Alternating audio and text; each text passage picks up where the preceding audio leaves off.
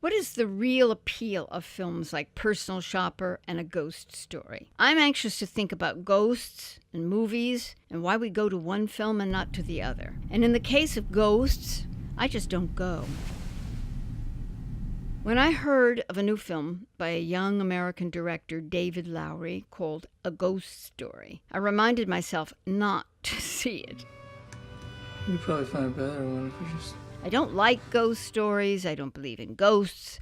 Pretty much, I think these ideas are a waste of time. But wait, we sometimes fall into a completely different message and a conclusion that is totally different than the creator of the film or book ever intended. Is this not perfectly fine and acceptable? Do painters tell us what to feel when we look at their paintings of a sunset or a flower or a winter skating scene on a cold day in Holland centuries ago? No, we look, we make our own story, we observe and decide what's going on. The point is, you go to see films and take from them what you want, what resonates with you. Anyone who has lost someone, maybe not even to death, maybe lost them to life, will tell you these people haunt them at the oddest times, unexpectedly and unpredictably, and in strange ways and in strange places. So I would propose that both these films are about grief, about loss, about how we cope with tragedy. The ghosts are bogus. Are these ghosts we see on the screen made real, very real, by the subterfuge of superb filming and excellent acting? Are these ghosts the same losses that we deal with in religious thought? Most major religions espouse a belief in an afterlife.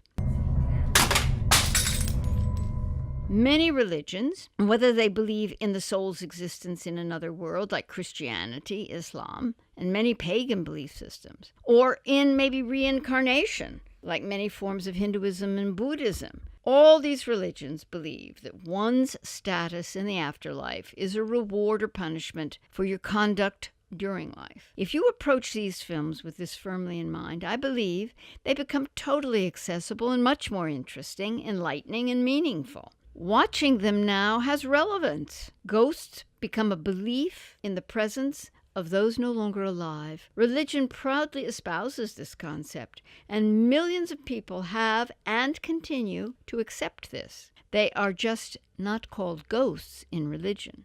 Look at the well-discussed pie-eating scene in A Ghost Story. The widow finds a pie left in her kitchen, and she consumes it in an animalistic fashion. What is the director, Lowery, saying to us? I think he's saying, well, we are animals. This woman is an animal. She is beside herself with grief.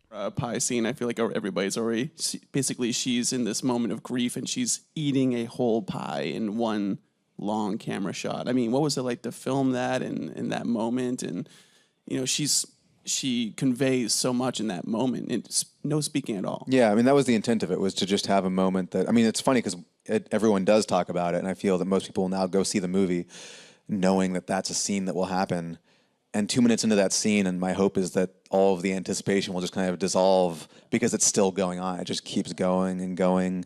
And what she is going through in that scene is profoundly sad and uncomfortable. And the fact that we're watching her in this incredibly private moment is meant to be uncomfortable.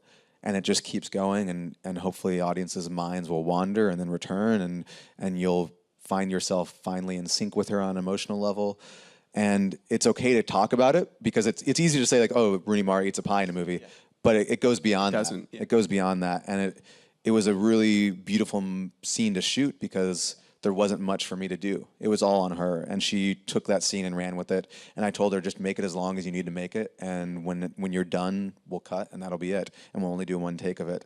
And so that moment in the movie sort of pierces through the artifice of filmmaking and just becomes a moment of real truth and real honesty and real emotional weight for her as a person, not just as a character, but that was her just being in that moment truthfully, and that's a beautiful thing for me as a filmmaker to capture, and hopefully it's a beautiful thing to watch. When you view the film through this lens, it starts to have a more realistic and acceptable, rational meaning to you. She's a young widow lost in herself with grief. This is one way we help ourselves walk these dark days. Our beloved is still here, still watching, still listening, still hearing, at least in our heads and our hearts.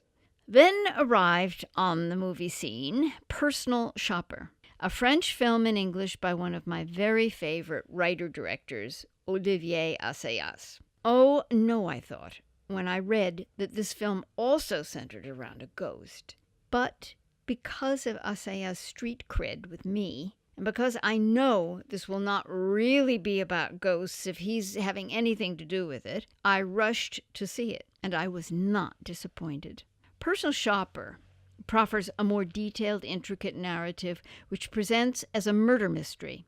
Surprisingly, Assayas, in a totally uncharacteristic turn, outlined his intentions for the film and answers the questions of what happens in the end of the film with this narrative at a press conference in Cannes. It's kind of pretty clear that Maureen finds some sort of reconciliation, that she realizes that all this while there were no ghosts, her brother was not really speaking to her. Oh my God, he's answering a question right now.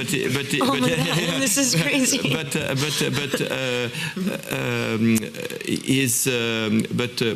it was her own path to find herself. With all this in mind, it's easy to watch the film and not become preoccupied with the details. Who is sending the texts? What makes the elevator doors open and close? These are wonderful and fun aspects of the film, and the viewer may want to watch the last 20 minutes twice. Things will add up.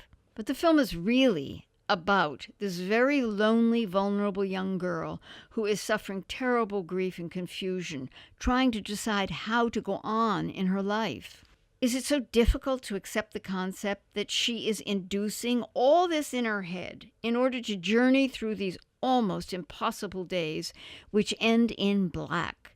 Literally, they end in black. Assayas has many scenes just stop with the old-fashioned blackout on the screen. Did you ask a colleague? Do you know? It's a big hotel. I'm not sure I can help you with that. Is this not true of our lives? Some days just end in black. As I am constantly asking, what is going on here? First, both films are well made. They are beautifully photographed and acted. That alone warrants a look at them, does it not? I think they are both perfect illustrations of the very common occurrence in film and literature as well, in which the creator delivers something that impacts with the viewer in a way that the author might not have expected. In one of the final scenes in Personal Shopper, a relatively minor character, the fiancé of her sister-in-law, appears in the guise of a great young Norwegian actor, Anders Danielsen Lie, who delivers to the Kristen Stewart character a totally lucid and rational view of life. He tells her that he does not believe in any of this, but he's kind and gentle and leaves. He literally leaves the scene with the words that anything might be possible, but he's concerned with getting on with life. She looks like she is digesting this very good advice. The film has been called Hitchcock-like, and there certainly are identifiable pieces. The scenes of Paris and the trip to London through the Channel on the Eurorail, the final dash off to Oman, all very much like Hitchcock, taking the audience out of their comfort zone, placing them in a luxurious yet slightly intimidating surrounding. But Assayas wanted to make a film which addressed our way of living with technology as well. Not just ghosts, nothing to do with ghosts at all. One of the avenues I wanted to explore in the film was the following. I wanted to make sort of a little experimental film, a film where the whole of the dialogue would be through text messaging. It's not just a written form of communication. It implies a lot of physical things, a lot of fantasy. And then it struck me as a bit excessive. Yet the idea remained. I wanted to build a film where there would be a whole section with a lot of tension owing to the fact that there was a lot of imaginary communication with someone who was trying to seduce the other person, attract that other person. I wanted to show how one could become captivated and fascinated by what appeared on the screen, these sort of disembodied messengers. A ghost story relies on mood, setting, and specifically music to establish surroundings that will allow the viewer to believe, as the wife believes her husband is still nearby. Watch the final scenes of each film. In A Ghost Story, Rooney Mara is driving away from the home, the life she shared with her husband, and from the shot in the rearview mirror, the expression on her face, I doubt you think this was about ghosts. It was about a live human dealing with a terrible loss, or that she has dealt with the worst part of it. She seems to be moving on. Not so fast, says Assayas. But he firmly plants the notion, too, that the Kristen Stewart character is moving on. She has left the Paris environs that were filled with ghosts and moved on to a new locale. Her future may not seem so clear. She still hears another presence, but the look on her face in the final scene, before blackout, is somehow new. Both these films have ghosts, but now we can perhaps relate more easily. Both of them are so well worth seeing. They are not billed as religious message films, but they easily could fit the bill in a discussion of that concept. It says shoot. God doesn't exist, so I guess I'm writing this for other people. It's just nuts and bolts now.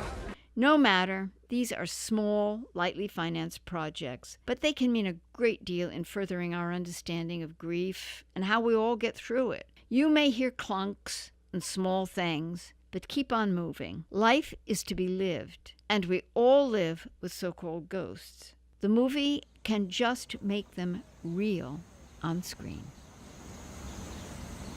Are you here?